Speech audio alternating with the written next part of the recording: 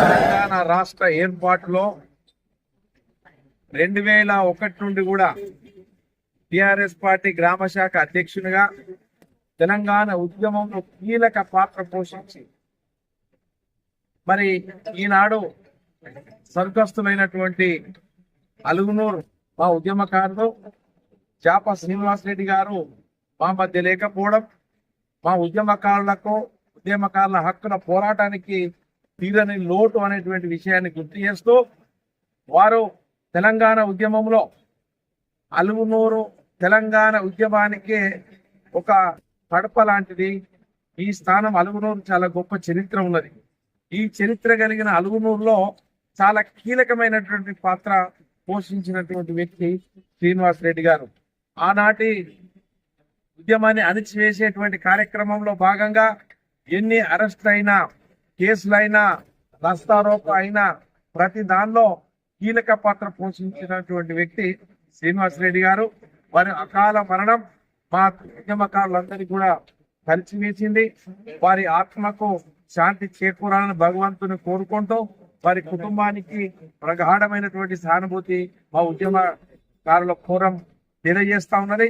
తప్పకుండా ఈ ప్రభుత్వం ఉద్యమకారులకు అండగా ఉంటామని మాటిచ్చారు. 6 గ్యారంటీలలో కూడా 250 గజాల స్థలం ఇస్తామనేటువంటి మాట ప్రభుత్వం మాట ఇచ్చింది.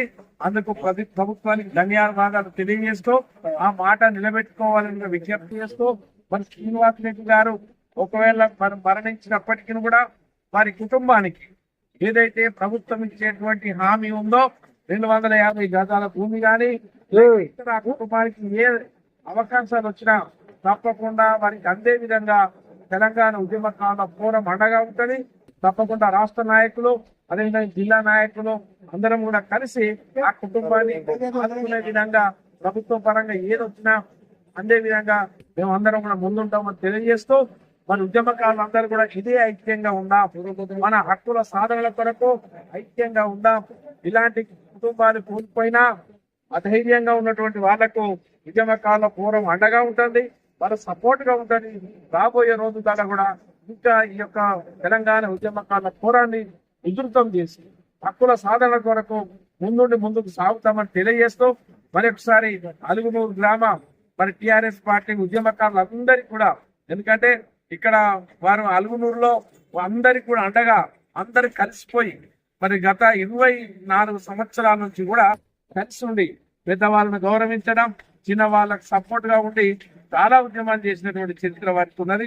తప్పకుండా వారి యొక్క చేసిన సేవలను స్మరించుకుంటాం. మాకు ఆదర్శంగా ఉన్నటువంటి శ్రీనివాసరెడ్డి గారికి మరి ఒకసారి మా హృదయపూర్వక నివాళులు అర్పిస్తా ఉన్నాం. వారికి ఆత్మశాంతి చేకూరాలని భగవంతుని కోరుకుంటున్నాం.